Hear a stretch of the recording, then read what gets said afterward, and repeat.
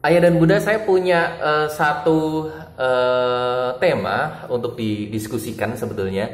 Tema ini juga sudah sering menguat di pengajar kami, terus kemudian di psikolog kami. Sekarang saya coba untuk apa ya, ngemas dari biasanya itu kita bahas secara internal. Sekarang saya coba untuk nuangin ini ke Anda semuanya. Kita ikut sama-sama mikir. Ada pendapat yang mengatakan bahwa kalau anak itu sering dipuji, misal dengan kalimat yang anak pinter, good job, terus kemudian bagus nak, dan lain sebagainya.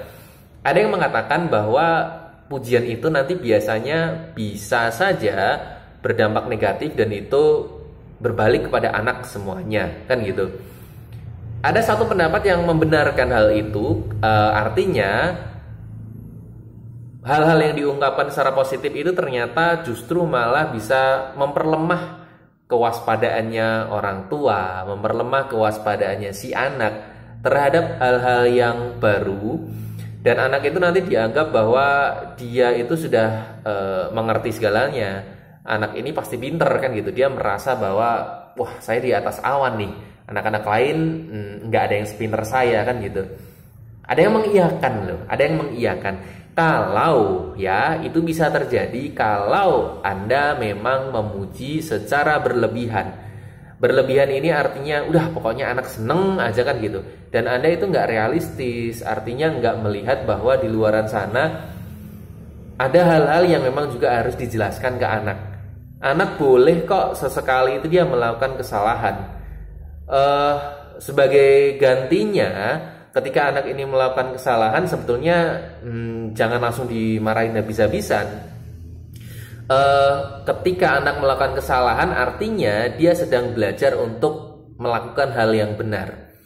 Karena biasanya apa yang kita sampaikan, ya, entah itu hal baik, entah itu instruksi cara melakukan sesuatu dengan benar, misal. Biasanya kalau itu dikasih tahu oleh orang lain, maksimal yang masuk ke memori itu adalah 20%. Itu maksimal loh.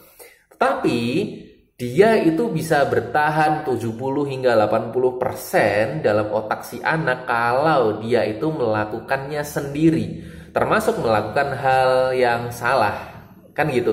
Makanya ini pun juga berlaku ketika Anda itu sering memuji dengan yang terlalu berlebihan tadi, bisa jadi nanti anak ini betul-betul merasa bahwa dia itu di atas segala-galanya. Habis itu dia nggak mau berproses lagi. Saya udah tahu, saya udah pinter, itu repotnya, ya kan? Pendapat yang kedua, muji anak itu juga nggak apa-apa kok, ya.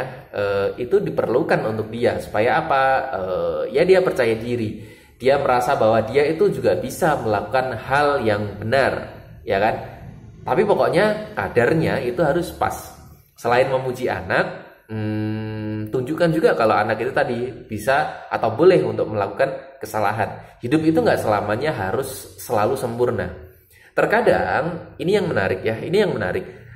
Terkadang orang tua itu merasa khawatir, merasa takut, karena dia itu sebenarnya memikirkan masa depan anaknya nanti itu harus sesempurna seperti apa yang dibayangkan orang tua.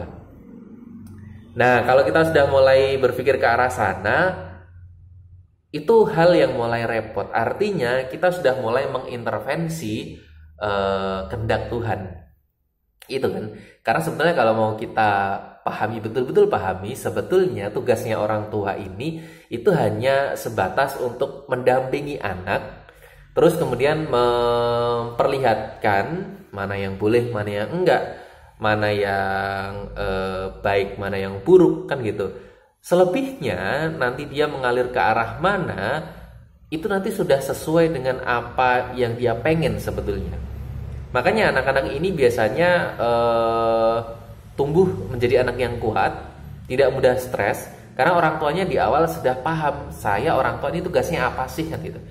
Orang tua itu bukan langsung bertugas untuk menyekolahkan dia di tempat yang terbaik, membiayai dengan segala macam harta benda dengan nominal yang termahal.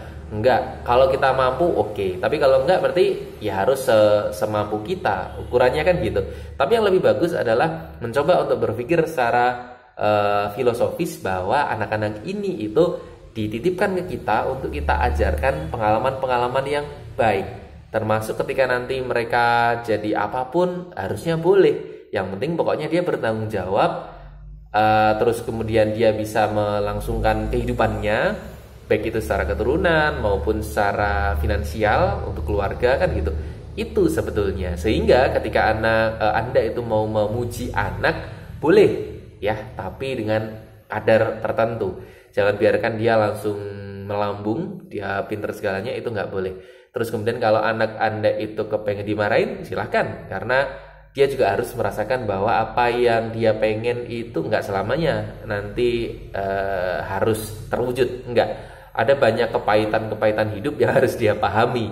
Dan kebetulan Anda itu orang tuanya sudah sering mengalami kepahitan hidup. Makanya sambungkan itu, apa yang Anda rasakan, pengalaman yang Anda miliki dengan apa yang dia bisa imajinasikan, terus kemudian stay di otaknya. Ingat, kalau dikasih tahu nempelnya cuma 20%, tapi kalau dia melakukan sendiri itu nempelnya bisa sampai ke 80%.